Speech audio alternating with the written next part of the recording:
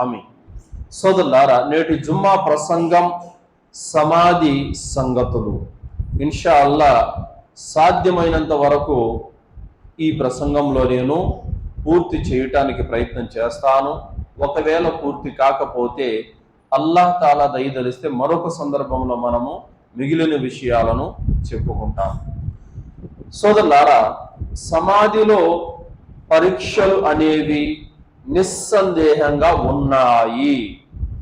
ఈ విషయాన్ని లా ఇలాహా ఇల్లల్లా ముహమ్మదు రసూలుల్లా అని కలిమా పలికిన ప్రతి ముస్లిము నమ్మాలి, నమ్మి తీరాలి. ఏమని?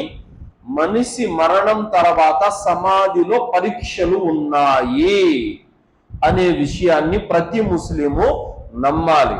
నేడు సమాజంలో అనేక వర్గాల వాళ్ళు కొందరు ఉన్నారు. కొన్ని వర్గాల ముస్లింలు సమాధిలో పరీక్షలను నమ్మడం లేదు. ముఖ్యంగా మన కాలంలో మున్కరే హదీస్ అన్నటువంటి వర్గం వాళ్ళు సమాధి శిక్షలను కొట్టిపడేస్తారు. అసలు సమాధి శిక్షలే లేవు, ఇదంతా అబద్ధమని విషయాన్ని వాళ్ళు చెబుతారు. ఎవరైతే సమాధి శిక్షలు లేవు అని పలుకుతారో, ఎవరైతే సమాధిలో ఎలాంటి పరీక్షలు లేవు అని పలుకుతారో అలాంటి వారు కుఫ్రుకు ఒడిగట్టినట్లే. వారు స్వతహాగా ప్రవక్త ముహమ్మద్ సల్లల్లాహు అలైహి వసల్లం వారి మాటలను వాళ్ళు కొట్టిపడేస్తున్నారు. కాబట్టి అలాంటి వారు మార్గభ్రష్టత్వంలో చాలా దూరం వెళ్ళిపోయారు. అలాంటి తిరస్కారుల కోవలో నుండి అల్లాహ్ మనందరినీ కాపాడాలి. ఎందుకంటే దైవ ప్రవక్త ముహమ్మద్ సల్లల్లాహు అలైహి వసల్లం వారు చెప్పిన ప్రతి మాటను నమ్మి విశ్వసించి ఆచరించిన వాడే ముస్లిం అవుతాడు. సోదరులారా, కావున సమాధి శిక్షలు అనేవి, సమాధి అనుగ్రహాలు అనేవి, సమాధిలో పరీక్షలు అనేవి తప్పనిసరిగా ఉన్నాయి. ఇది తప్పనిసరిగా మనము నమ్మి తీరాలి. అల్లాహ్ సుబ్హానహు తఆలా సూరే అల్ ముమినూన్ 23వ సూరా 100వ ఆయతులో అల్లాహ్ ఏం తెలియజేస్తున్నాడు?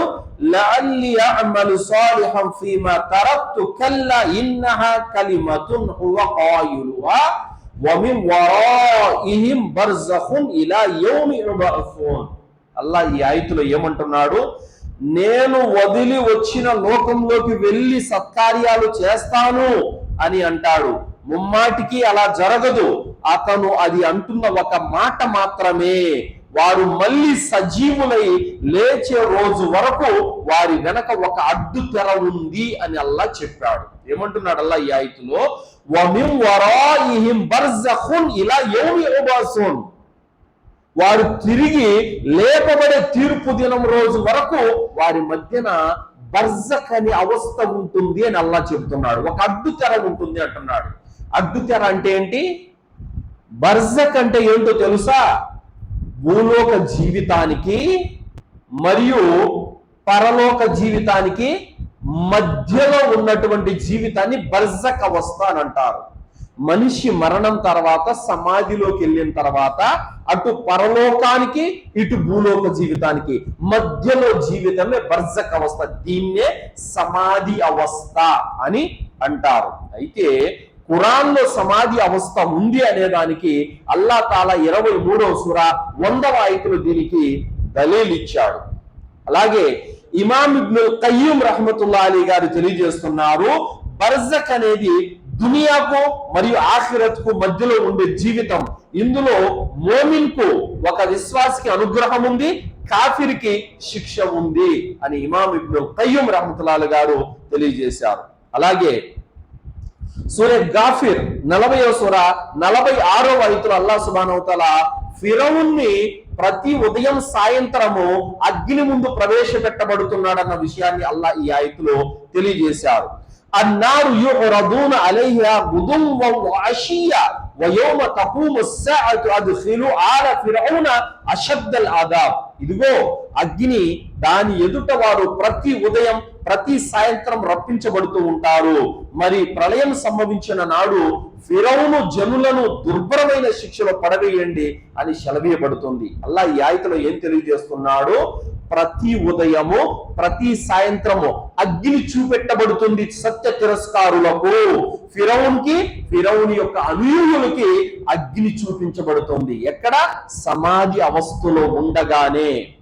అయితే సహీహ్ అల్ బుఖారీ 1379వ హదీసులో చెప్పడం జరిగింది, మీలో ఎవరైనా మరణించిన తర్వాత పరలోకంలో అతను నివాసం ఉండబోయే స్థలాన్ని ప్రతి ఉదయము ప్రతి సాయంత్రము దైవ దూతలు చూపటం జరుగుతుంది.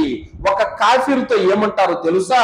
ఇదిగో నువ్వు నివాసం ఉండబోయే స్థలం ఇదే, చూసుకో బాగా అని చెప్పి ప్రతి ఉదయం ప్రతి సాయంత్రం అతని ఉండబోయే నరకంలో కాలబోయే ఆ ప్లేస్ వారికి చూపించడం జరుగుతుంది. మోమిన్ ఒక విశ్వాసిని తీసుకెళ్లి స్వర్గం చూపించి ఇదిగో నువ్వు ఉండబోయే స్థలం ఇది అని చెప్పి విశ్వాసికి ప్రతి ఉదయం ప్రతి సాయంత్రము చూపబడుతుంది అని తెలియజేయడం జరిగింది. సోదరులారా, ఇమాం ఇబ్న్ కసీర్ రహ్మతుల్లాహి గారు తెలియజేశారు, ఈ 2 ఆయితులు సమాధి శిక్షలు ఉన్నాయి అనే దానికి బలమైన ఆధారం అని ఇమాం ఇబ్న్ కసీర్ రహ్మతుల్లాహి గారు తెలియజేశారు. కాబట్టి ప్రతి సలఫ్ పండితులు కూడా సమాధి శిక్షలు ఉన్నాయి అనే దానికి ఖురాన్ ఆయితులను హదీసులను రుజువు చేసి మరి చూపించారు. కానీ ఈ రోజు కొంతమంది హదీసులను నమ్మనటువంటి కొంతమంది సమాధి శిక్షలు లేవు అని అంటాం. ఇది చాలా దారుణమైనటువంటి విషయం సోదరులారా. మరి ప్రవక్త ముహమ్మద్ సల్లల్లాహు అలైహి వసల్లం వారు తెలియజేశారు, సహీ ముస్లిం 2867వ హదీసులో, ఇన్న హాదిహిల్ ఉమ్మత తుబ్తల ఫీ కుబూరియా, ఈ ఉమ్మత్కు సమాధుల్లో పరీక్ష ఉంది అని ప్రవక్త సల్లల్లాహు అలైహి వసల్లం వారు తెలియజేశారు. మరియు అమ్మ ఆయిషా రదియల్లాహు అన్హా ఉల్లేఖనం ప్రకారం ప్రవక్త సల్లల్లాహు అలైహి వసల్లం వారు చెప్పారు, నా ఉమ్మత్కు ఖబర్లో శిక్షలు అనుగ్రహాలు ఉన్నాయి అని చెప్పారు. మరి ఎన్నో హదీసులు, లెక్కలేనన్ని హదీసులు సమాధుల గురించి ఉంటే సమాధి శిక్షలే లేవని కొట్టిపడేయడము ఇది సత్య తిరస్కారానికి తార్కాణం సోదరులారా. మరి సలఫ్ పండితులు ఏమంటున్నారు? ఇమాం అహ్మద్ బిన్ హంబల్ రహమతుల్లాహి గారు అంటున్నారు, సమాధి శిక్ష అనేది సత్యం, దాన్ని తిరస్కరించిన వాడు అహ్లు సున్నా వల్ జమాత్ యొక్క వర్గానికి దూరంగా వెళ్ళిపోయాడు అని చెప్పారు. ఇమాం తహవీ రహమతుల్లాహి గారు అల్ అకీదా అతహవీ అనే కితాబులో ఆయన రాశారు, సమాధిలో ప్రశ్నలు ఉన్నాయి, సమాధి శిక్ష మరియు అనుగ్రహము 2 సత్యమే, దీన్ని ఒక విశ్వాసి తప్పకుండా నమ్మాలి అని చెప్పారు. అలాగే ఇమాం ఇబ్నుల్ ఖయ్యూమ్ రహమతుల్లాహి గారు తెలియజేశారు, కితాబ్ అర్-రూహ్ అనే కితాబులో రాశారు, సమాధి జీవితం అనేది నిజమైనది, అక్కడ ఆనందము ఉంది మరియు సత్య తిరస్కారకు శిక్ష కూడా ఉంది అని తెలియజేశారు. మరి ఒక దలీలు ఇక్కడ సలఫ్ పండితులు కూడా ఇచ్చారు. ప్రవక్త ముహమ్మద్ సల్లల్లాహు అలైహి వసల్లం వారు నమాజులో చివర్లో తషహుదులో కూర్చున్నప్పుడు అత్తహియాతు లిల్లాహి దువా చదువుతారు, అల్లాహుమ్మ సల్లి అలా ముహమ్మద్ దరూద్ చదువుతారు. దాని తర్వాత ఖబర్ శిక్ష నుండి రక్షించమని కూడా దువా చదువుతారు.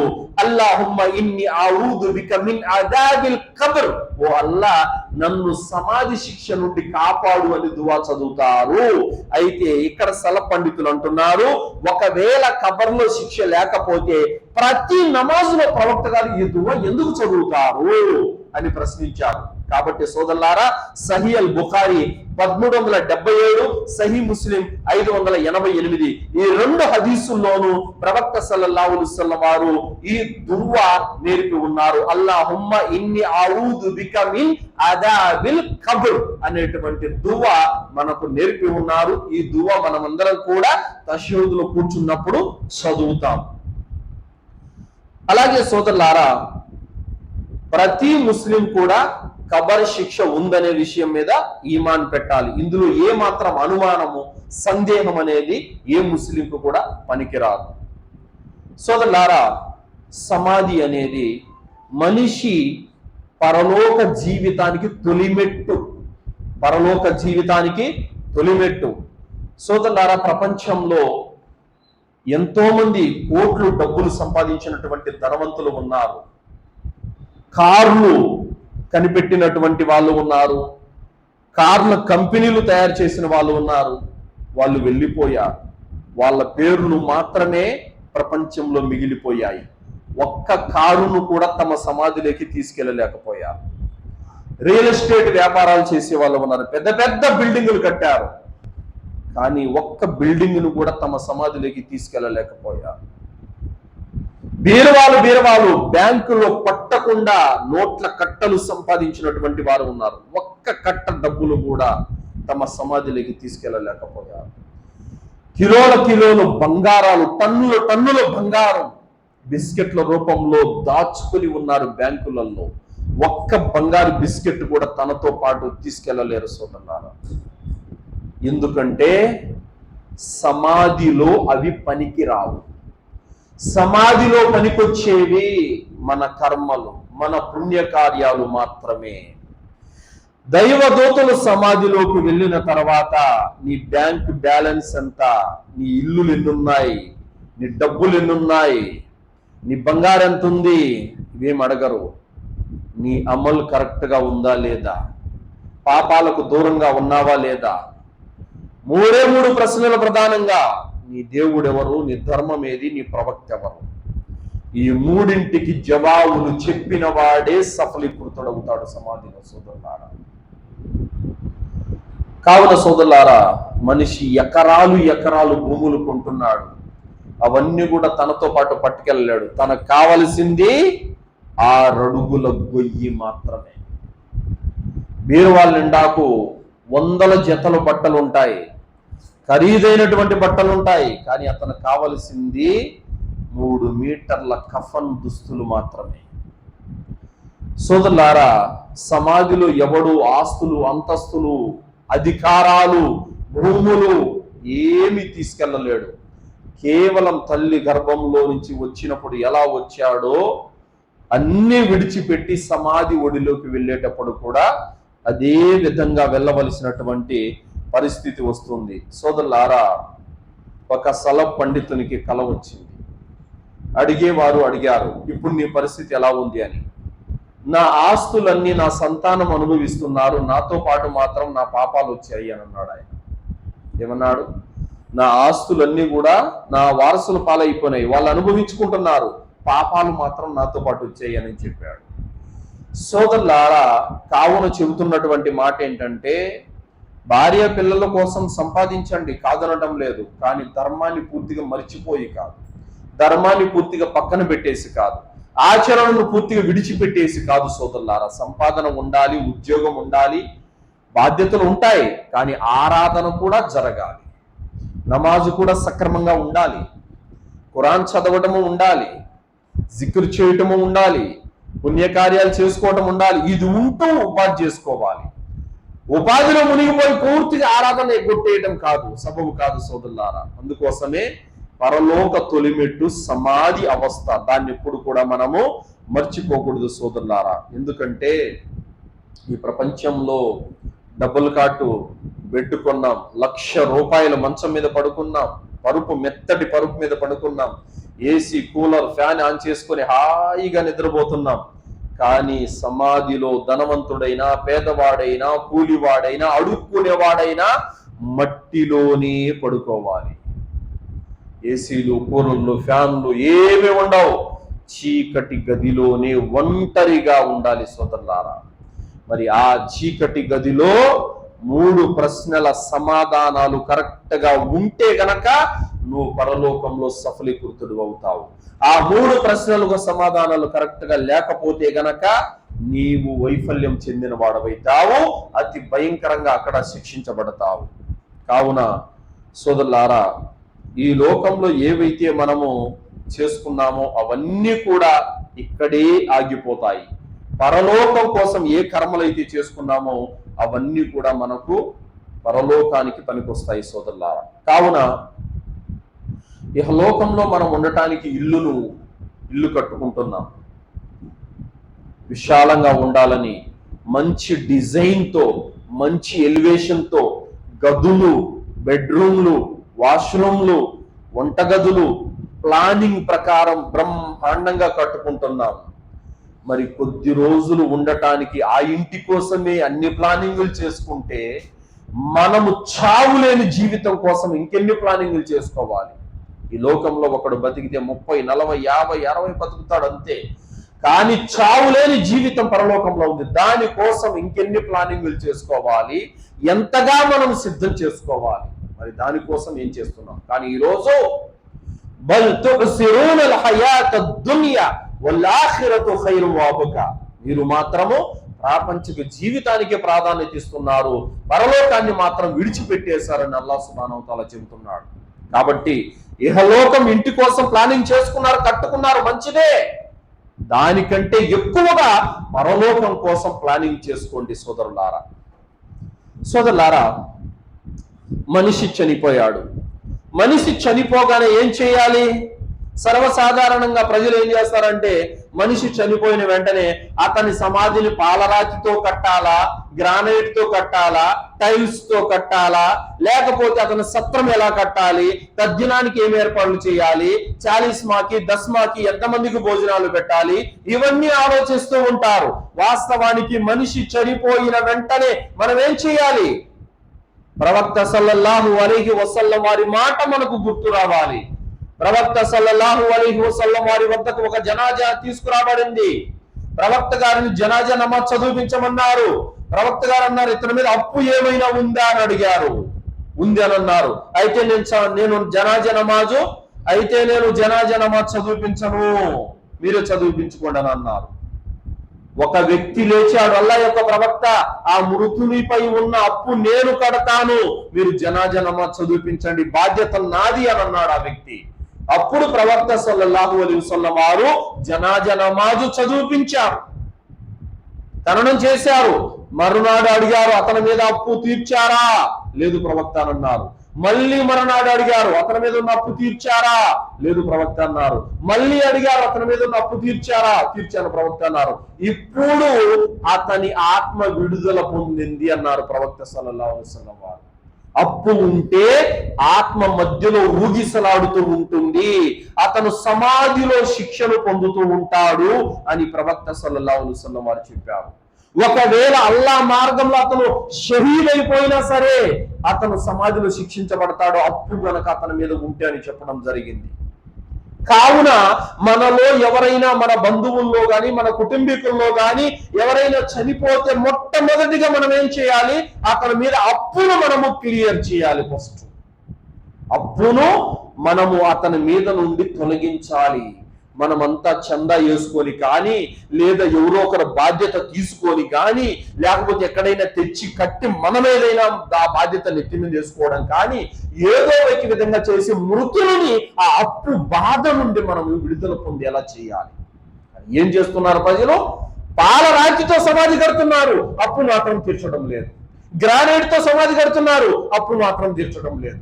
అప్పు అనే పుచ్చబెట్టుకొని తద్దినాలు దినాలు అని చెప్పి భోజనాలకు మాంసాహారాలు అన్ని ఏవేవో హంగామా చేసేసి ఇంకా లక్షల అప్పులు అయ్యే విధంగా చేసేస్తా ఉన్నారు. చాలీస్మాలు, దస్మాలు, ఈ సమాధులు కట్టడము, పాలరాతితో గ్రానైట్ తో సత్రాలు కట్టడము, ఇవన్నీ ఇస్లాంలో లేవు సోదరులారా. మట్టితోనే కప్పెట్టేయాలి, మట్టిలోనే కప్పెట్టాలి. మీరు ఏ సమాధిని తీసుకున్నా కూడా ఓ జానుడు ఎత్తు ఉంటుంది అంతే తప్ప ఎక్కడ కూడా దానికి గోరీ కట్టడము, డిజైన్లుగా సత్రాలు కట్టడము, ఇవన్నీ ఇస్లాంలో నిషేధము. కాబట్టి సోదరులారా, మనిషి చనిపోయిన వెంటనే ఖచ్చితంగా మనం అతని మీద ఉన్న అప్పును తీర్చాలి. అలాగే సోదరులారా, మనము అతని పైన లక్షలు ఖర్చు పెట్టి ఏవేవో అధర్మ కార్యాలు చేయడం కంటే అతనికి పనికొచ్చే పుణ్య కార్యాలు మనము చేయాలి సోదరులారా. ఎందుకంటే అప్పు తీర్చాలి, ఇంకా అతనికి పుణ్యం రావాలంటే సదకాలు చేయాలి, ఇంకా అతని పేరుతో ఏదైనా మస్జిదులకు ఉపయోగపడే వస్తువులు ఇప్పించాలి, ప్రజలకు ఉపయోగపడే త్రాగు నీరు సౌకర్యం ఏర్పాటు చేయాలి. ఇలాంటివి ఏవైనా చేస్తే గనక మృతునికి పుణ్యం కలుగుతుంది, పుణ్యం వస్తుంది. ఆ వస్తువులు ఉపయోగపడుతున్న కాలం. ఫర్ ఎగ్జాంపుల్, ఇప్పుడు మీరు మజీదు కోసము ఒక 20 మూటల సిమెంట్ ఇచ్చారు, మృతుడి పేరు మీదుగా. మీ అమ్మో మీ నాన్నో చనిపోయారు, ఇచ్చారు. ఆ సిమెంటు ఈ గోడలలో ఉన్నంత కాలం ఎంతమంది అయితే ఇక్కడ వచ్చి నమాజ్ చదువుతూ ప్రయోజనం పొందుతున్నారో ఆ పుణ్యం అతనికి ఆగకుండా వస్తూనే ఉంటుంది. అల్హమ్దులిల్లా. ఇది మానేసి మీరు 5 లక్షలు ఖర్చు పెట్టి 10 పొట్టేళ్లు కోసి ఆ రోజు భోజనం పెట్టారు, ఒక రోజు తిన్నారు, కలాస్ అయిపోయింది. ఏంటి లాభం? అలా కాదు, ఎడతెగకుండా అతనికి వచ్చే పుణ్య మార్గాలను వెతకాలి. కావున ప్రవక్త సల్లల్లాహు అలైహి వసల్లం వారు మృతుల పేరు మీదుగా సదకాల్ లాంటివి చేయమని చెప్పారు. ఈ దస్మాలు, ఈ చాలీస్మాలు చేయమని ఎక్కడ కూడా చెప్పలేదు సోదరులారా. తర్వాత చనిపోయిన వ్యక్తి వద్ద కూర్చొని ఏడుపులు, పెడబొబ్బులు, కేకలు పెట్టడం, బోరున విలపించడం ఇది ఇస్లాంలో నిషేధము. సోదరులారా, ఎవరైనా మన కుటుంబీకుల్లో, బంధువుల్లో చనిపోతే సర్వసాధారణంగా ఏడుస్తాం. ప్రవక్త గారు కూడా తన పిల్లలు చనిపోయినప్పుడు ఏడ్చారు. కన్నీళ్లు వస్తాయి, హృదయం బాధకు గురవుతుంది, దుఃఖిస్తాము, సర్వసాధారణమే, ఇది అందరూ చేసేదే. కానీ కొంతమంది ప్రజల్లో ఉన్నారు, ఆ శవం దగ్గర జుట్టు విరబోసుకొని వీరంగా మాడుతూ ఉంటారు, ఓరున కేకలేస్తూ ఉంటారు. కొత్తగా ఒక బంధువు వచ్చినప్పుడల్లా కొత్తగా మొదలుపెట్టి శోకాలు తీస్తూ ఉంటారు, నేల పడుకొని వీరంగా మాడుతూ ఉంటారు.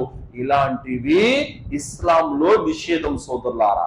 బాధ, దుఃఖం, కన్నీళ్లు కారటం ఇది సర్వసాధారణం, ఇది తప్పేమీ కాదు, ప్రతి ఒక్కరికి ఉంటుంది. కానీ దీనికి మించిన ఓవర్ యాక్షన్ చేయటం అనేది ఇది నిజంగా మృతుడు సమాధిలో శిక్షించబడతాడు సోదరులారా. ఎందుకనంటే సహీ అల్ బుఖారీ 1292వ హదీసులో ప్రవక్త సల్లల్లాహు అలైహి వసల్లం వారు అంటున్నారు, ఇన్నల్ మయ్యత లా యుఅద్దిబు బి బుకాయి అహ్లిహి అలైహి. మృతుని కోసం అతను కుటుంబీకులు బిగ్గరగా విలపిస్తూ ఏడవటం వల్ల సమాధిలో మృతుడు శిక్షించబడతాడు. కాబట్టి మనము విలిపించడము, రాగాలు తీయడము, శోకాలు పెట్టడము తగదు సోదరులారా. మరి కొంతమంది ఆ శవం దగ్గర కూర్చొని అజ్ఞానమైన పలుకులు పలుకుతూ ఉంటారు. ఎలాంటి పలుకులు పలుకుతూ ఉంటారు? అయ్యో, మమ్మల్ని వదిలిపెట్టేసి అంత తొందరగా ఎందుకు వెళ్ళావు? అప్పుడే నీకు 100 ఏళ్ళు నిండిపోయాయా? జాలి లేని దేవుడు, కరుణ లేని దేవుడు, హృదయం లేని దేవుడు, పాడు దేవుడు నా బిడ్డనే తీసుకెళ్లిపోయాడు అని చెప్పి ఈ విధంగా దేవుణ్ణి తిడుతూ ఉంటారు. మరియు అజ్ఞానమైన మాటలు మాట్లాడతారు. ఏమంటారు? అయ్యా, మీ మామయ్య వచ్చాడు, లేసి ఒకసారి చూడు, మీ బాబాయ్ వచ్చాడు, ఒకసారి మాట్లాడు అని ఇలాంటి హద్దులు మీరిపోయినటువంటి మాటలు మాట్లాడటం వల్ల ఇది నిజంగా ఇస్లాం ధర్మానికి వ్యతిరేకమైనటువంటి విధానాలు, అజ్ఞానపు కాలపు విధానాలన్నింటినీ ప్రవక్త సల్లల్లాహు అలైహి వసల్లం వారు ఎప్పుడో తొక్కి పెట్టేశారు. అలాంటి విధానాలను మనము అనుసరించకూడదు సోదరులారా. ఏమని పలకాలి? ఏ బాధ వచ్చినా, ఏ కష్టం వచ్చినా, మనిషి చనిపోయినా ఇన్నా లిల్లాహి వ ఇన్నా ఇలైహి రాజిఊన్, మేము అల్లాహ్కు చెందిన వారము, ఆయన వైపునకే మేము మరలిపోవాలి అని పలకాలి. అందుకోసమే ఒక యుద్ధ సందర్భంగా ఒక స్త్రీకి చెప్పారు, అమ్మా, నీ తండ్రి యుద్ధంలో చనిపోయారు, ఇన్నా లిల్లాహి వ ఇన్నా ఇలైహి రాజిఊన్ అని చెప్పింది. అమ్మా, నీ కుమారుడు యుద్ధంలో చనిపోయాడు, ఇన్నా లిల్లాహి వ ఇన్నా ఇలైహి రాజిఊన్ అని చెప్పింది. నీ సోదరుడు యుద్ధంలో చనిపోయాడు, ఇన్నా లిల్లాహి వ ఇన్నా ఇలైహి రాజిఊన్ చెప్పింది. నీ భర్త యుద్ధంలో చనిపోయాడు అనగానే ముర్చిపోయింది. భర్త స్థానం అది. కానీ అంతమంది యుద్ధంలో చనిపోయినా కూడా నా ప్రవక్త క్షేమంగా ఉన్నారు కదా, అది చాలు నాకని చెప్పింది ఆమె.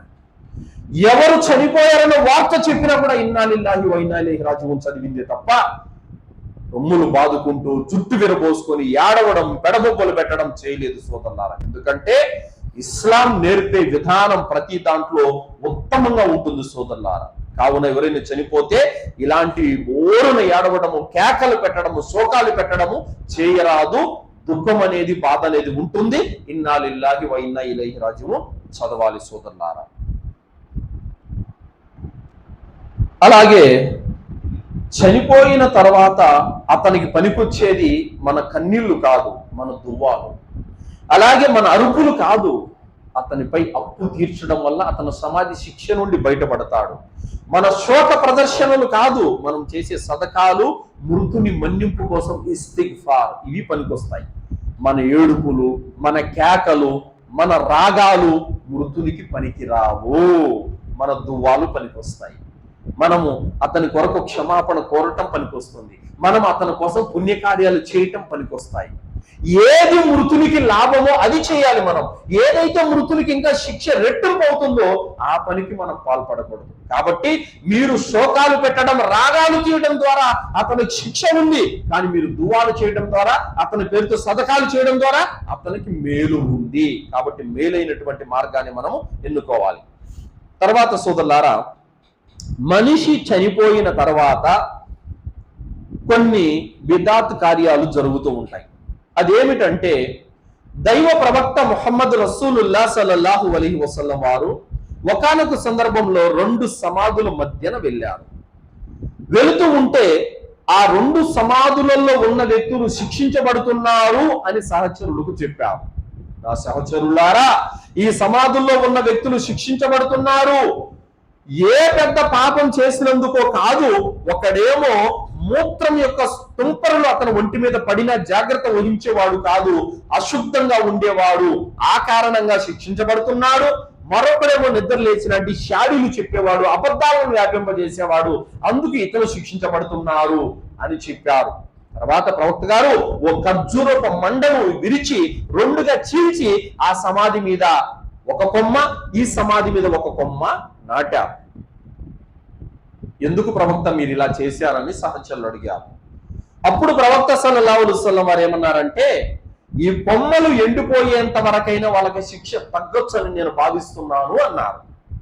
ఇది హదీసు, సహీ హదీసే. ఇది పట్టుకొని నేడు ముస్లిములు ప్రతి కబరు మీద రేగి కొమ్మ నాటటము, ఖర్జూరపు మండ తీసుకుని వచ్చి నాటడము, లేదా ఏదైనా పచ్చటి కొమ్మ నాటటము చేస్తున్నారు. ఇది చెయ్యరాదు. ఎందుకంటే ఆయన ప్రవక్త ఆ సందర్భంగా ఆ సమాధిలో శిక్షించబడుతున్న విషయము ప్రవక్త గారికి వహీ ద్వారా తెలపబడింది. కనుక మనకు తెలియదు కదా ఈరోజు ఎవరు శిక్షించబడుతున్నారో, ఎవరు రక్షించబడుతున్నారో మనకు తెలియదు. అయితే మరి ప్రవక్త గారు ఆ 2 సమాధుల మీద తప్ప ఇంకెవరు సమాధి మీద కూడా అలా చేయలేదు ప్రవక్త గారు ఎప్పుడు. తర్వాత 4 ఖలీఫాలు గాని ఏ ఒక్క సహాబీ కూడా అలా చేయలేదు.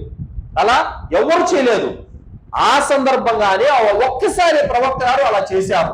మరియు ఇలా చెయ్యండి అని ఎవరికి కూడా చెప్పలేదు ప్రవక్త గారు. కాబట్టి మనము కూడా అలా చేయరాదు. చాలా చోట్ల జనాజాకు వెళ్తూ మనం చూస్తున్నాము, కబరస్థానికి వెళితే చెట్టు కొమ్మలు నాటుతున్నారు. ఇలా చేయకూడదు, ఇది తప్పు విధానం. ఇది ఎందుకంటే ప్రవక్త గారు చేశారు, ఆయన యొక్క ప్రత్యేకత అది. దాన్ని పట్టుకొని ఇది ప్రవక్త విధానం అని చెప్పి ఇలా చేయడం కరెక్ట్ కాదు. ప్రవక్త విధానం అంటే ఏంటి? ఆయన చెయ్యమని మనకు ఆదేశిస్తారు, కానీ ఈ చెట్టు కొమ్మ విషయంలో మనకు ఆయన ఆదేశించలేదు. సహాబీలు ఎవ్వరు చేయలేదు, తాబయిన్లు కూడా చేయలేదు, తాబయిన్లు కూడా చేయలేదు. కాబట్టి మీ కుటుంబీకులలో, మీ ఇంటి వాళ్ళలో ఎవరైనా చనిపోతే కబర మీద చెట్టు కొమ్మలు నాటడం అనేది చెయ్యరాదు. తర్వాత నేను కబరస్థానికి వెళ్ళాను, ఒక మయ్యత్తును తీసుకొని వెళ్ళడం జరిగింది. అక్కడ ఇమాం సాబు మట్టి ఉండలు 3 తీసి వాటి మీద దువా చదివి ఇచ్చి సమాధులు పెట్టమని చెప్పాడు. ఆయనకు 1000 రూపాయల డబ్బులు కూడా ఇచ్చారు. ఈ విధంగా దువ్వాలు చదివి మట్టి ఉండలు ఇచ్చే వాళ్ళని కూడా నేను ఫస్ట్ టైం ఆ రోజు చూశాను. నాకు డౌట్ వచ్చి అడిగాను, గురువు గారు మీరు దీనికి ఆశ్చర్యపోతున్నారా? ఇంకా చాలా కథలు ఉన్నాయి వీళ్ళ దగ్గర. ఖురాన్ ఆయుతులు కొన్ని మడిచి మయ్యత్తు పక్కన పెట్టే వాళ్ళు ఉన్నారు. కొన్ని దువ్వాలు రాసి, కలిమాలు కొన్ని రాసి మయ్యత్తు కఫంలో పెట్టి లోపల కబ్రస్థాన్లో కూర్చే వాళ్ళు ఉన్నారు. ఇలా కూడా వ్యాపారం చేసుకునే ఆజానుభావులు ఉన్నారు. మీరు దీనికి ఆశ్చర్యపోతున్నారని నాకు కొందరు చెప్పగా నేను మరింత ఆశ్చర్యపోయాను. ఇలాంటి దౌర్భాగ్యులు కూడా ఉన్నారు. సోదరులారా, మనిషి బ్రతికినంత కాలం అతను తౌహీద్ మీద ఉండకుండా నిద్ర లేచినట్టు షిర్కుకు పాల్పడుతూ, అతను 5 పూట్ల నమాజ్ చేయకుండా, రంజాన్లో రోజాలు పెట్టకుండా, ఖురాన్ చదవకుండా, జిక్ర్ చేయకుండా, ఏ సత్కార్యాలు చేయకుండా ఎవరో కలిమా రాసి కఫంలో పెట్టి కబర్లో పూడిస్తే అతను రక్షించబడతాడా? రక్షించబడడు. అతను తౌహీద్ మీద ఉండాలి. అతను 5 పూట్ల నమాజ్ చదివిన వాడై ఉండాలి, ఖురాన్ చదివిన వాడై ఉండాలి, సత్కార్యాలు చేసిన వాడై ఉండాలి. అప్పుడు సమాధి శిక్ష నుండి అతను రక్షించబడతాడు. కానీ అతను ఏమి చేయని పాపాత్ముడై ఉండి నువ్వు మాత్రం 10 కలిమాలు రాసి అతని బొగ్గిట్లో పెట్టి కబర్లో పడుకోబెడితే ఏంటి లాభం? నువ్వు రాసే కలిమాలు అతన్ని కబర్ శిక్ష నుండి రక్షించబడవు. ఖురాన్ మొత్తము అక్కడ సమాధిలో అతనితో పాటు పెట్టినా అతను రక్షించబడడు. అతను స్వతహాగా విశ్వసించిన వాడై, అమలు చేసిన వాడై ఉండాలి. కావున ఇలాంటి అజ్ఞాన పనులు కూడా నేటి సమాజంలో జరుగుతున్నాయి. మరి అమర్ బిన్ ఆస్ రదియల్లాహు అన్హు వారు ఈయన మరణ సమయంలో ఏడుస్తున్నారు.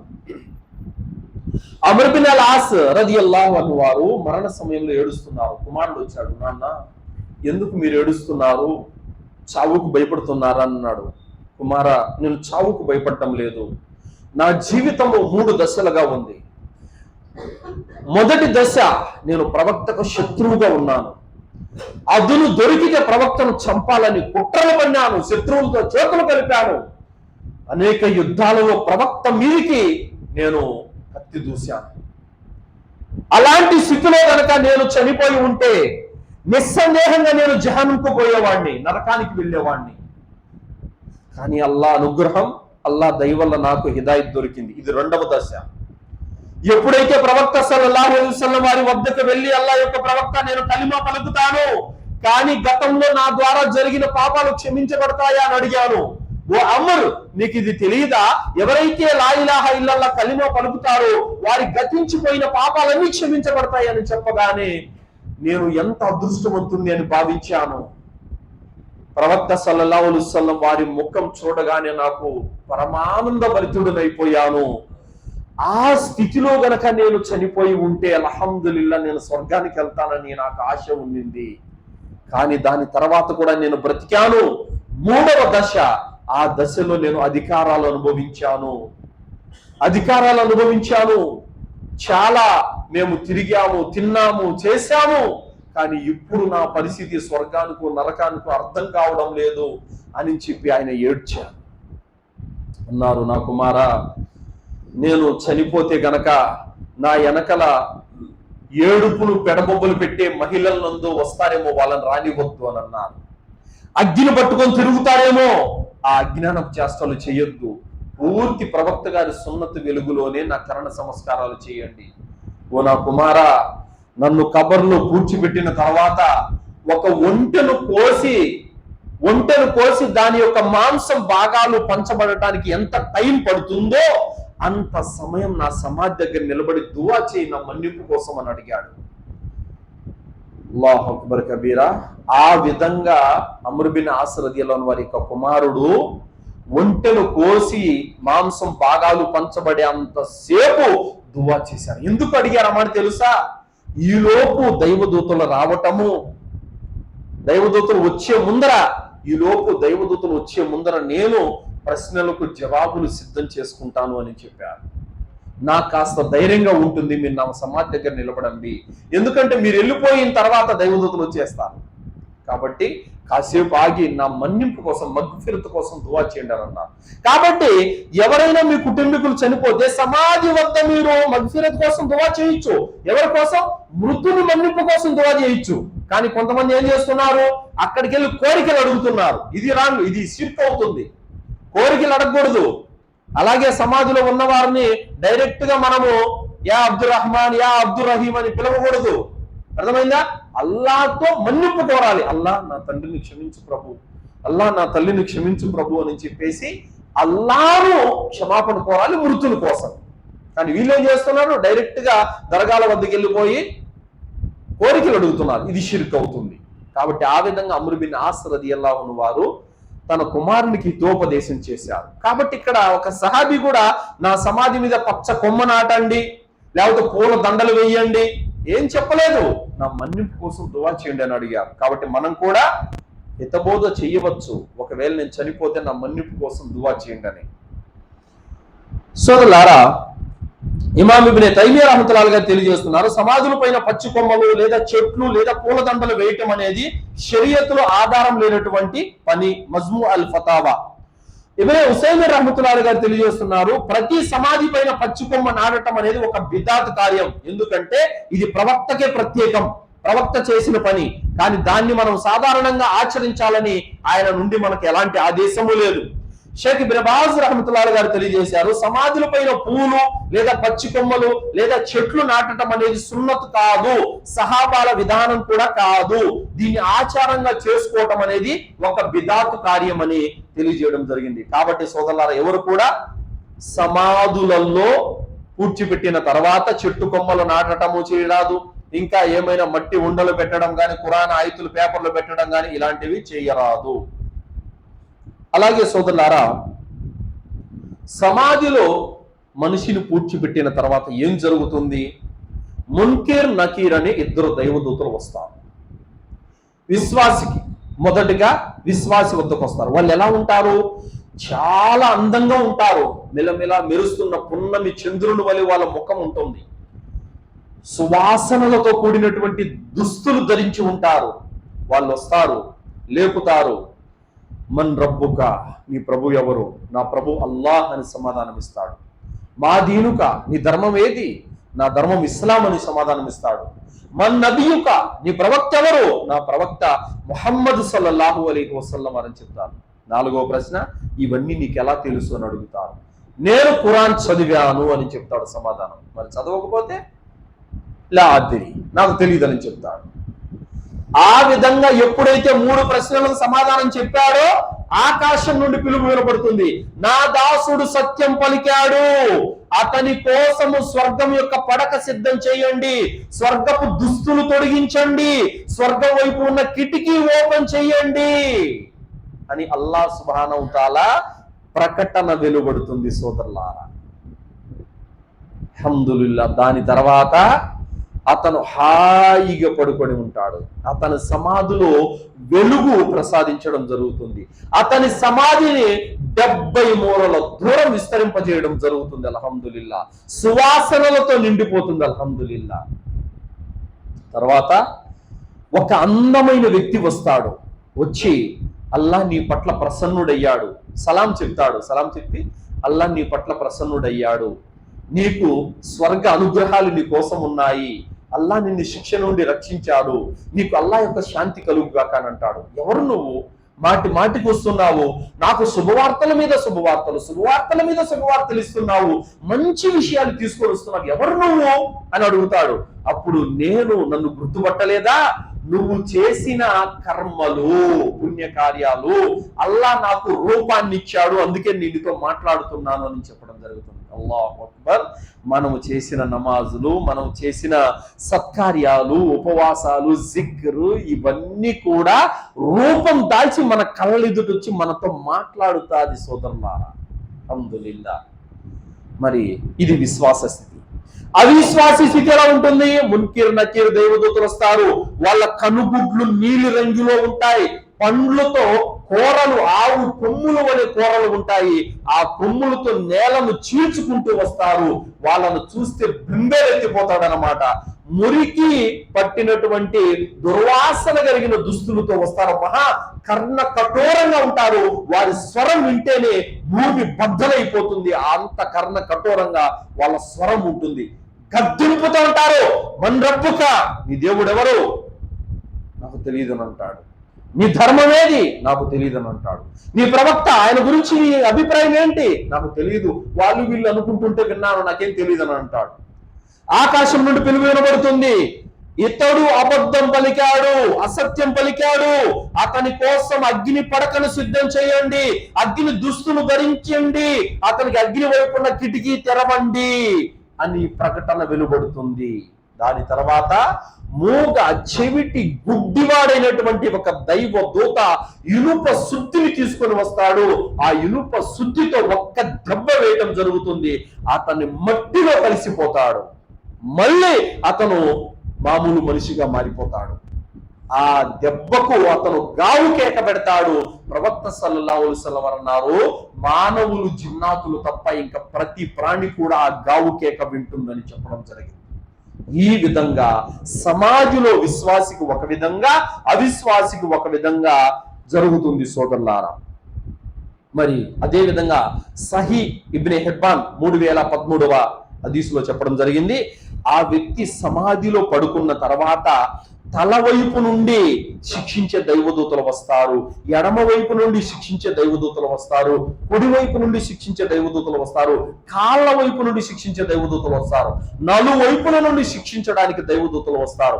ఒకవేళ విశ్వాసి గనక అయితే కుడి తలవైపు వచ్చినప్పుడు నమాజ్ అడ్డుకుంటుంది. ఇతను 5 పూట్ల నమాజ్ చదివాడు కాబట్టి ఈ ద్వారం గుండా నువ్వు రాలేవు అని చెప్పి దైవదూతలను అడ్డుకోవడం జరుగుతుంది. అలాగే కుడివైపు నుండి దైవదూతలు వస్తారు శిక్షించే వాళ్ళు, అప్పుడు జకాత్ అడ్డుకుంటుంది. ఎడవైపు నుండి వస్తారు, అప్పుడు ఉపవాసం అడ్డుకుంటుంది. కాళ్ళ వైపు నుండి వచ్చినప్పుడు సదకాలు, బంధుత్వము ఇవన్నీ కూడా అడ్డుకుంటాయి. 4 వైపులా అతను చేసుకున్న మంచి కార్యాలు దైవదూతలను రానికుండా అడ్డుకుంటాయి. అప్పుడు అతను సేఫ్, అల్హమ్దులిల్లా, సురక్షితంగా ఉంటాడు.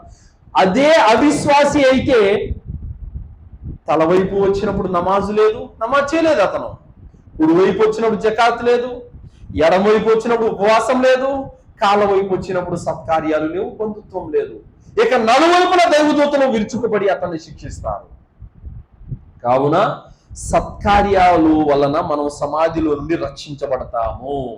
పుణ్యకార్యాల వలన మనం సమాధి శిక్ష నుండి బయటపడతాము. కాబట్టి సోదరులారా, తప్పనిసరిగా సత్కార్యాలు, పుణ్యకార్యాలు అనేవి మనం చేసుకుంటే సమాధి శిక్ష నుండి మనము రక్షించబడే అవకాశం ఉంది. సమాధిలో అనేక కారణాల చేత శిక్షలు ఉంటాయి సోదరులారా.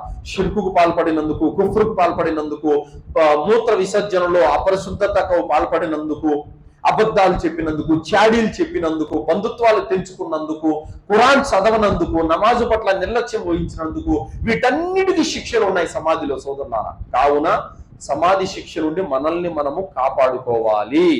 అందుకోసమే ముఖ్యంగా కొన్ని దువాలు ప్రవక్త సల్లల్లాహు అలైహి వసల్లం వారు నేర్పారు. కావున మనం అందరం కూడా దువా అనేది నమాజులో తషహుదులో కూర్చున్నప్పుడు అత్తహియా తర్వాత అల్లాహుమ్మ సల్లి తర్వాత దువా అనేది చదవాలి సోదరులారా. ఈ దువా వచ్చేసి సహీహుల్ బుఖారీ 1377వ హదీసులో ఉంది. అల్లాహుమ్మ ఇన్ని ఆఊదు బిక మిన్ అదాబిల్ ఖబ్ర్, ఓ అల్లాహ్ నన్ను సమాధి శిక్ష నుండి రక్షించు. వమిన్ అదాబి జహన్నం, మరియు నరకాగ్ని నుండి నన్ను కాపాడు. వమిన్ ఫిత్నతిల్ మహ్యాయ వల్ మమాత్, మరియు నికృష్టమైనటువంటి చావు నుండి నన్ను కాపాడు, ఈ ఫిత్నా నుండి నన్ను రక్షించు.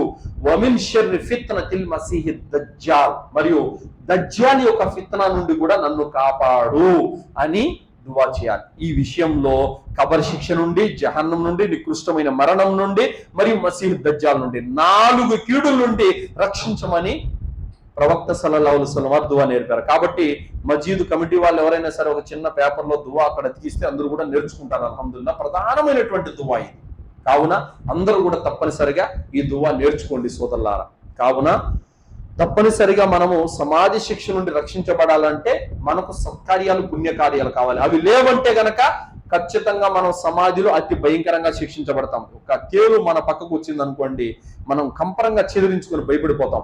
ఒక పెద్ద సర్పం వచ్చింది అనుకోండి, బెంబేలెత్తిపోతాం. మరి అలాంటిది ప్రవక్త సల్లల్లాహు అలైహి వసల్లం వారు అంటున్నారు, ఒక సమాధిలో తిరస్కారిని శిక్షించడానికి ఒక తిన్నీన్ పాములు వదలటం జరుగుతుంది. తిన్నీన్ అంటే 99 తిన్నీళ్ళ పాములు, అంటే ఒక తిన్నీన్ అంటే 70 సర్పాలు.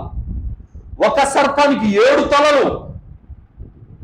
ఆ పాము గనక కాటేస్తే అతను కొన్ని సంవత్సరాల వరకు ఏడుస్తూనే ఉంటాడు సోదరులారా.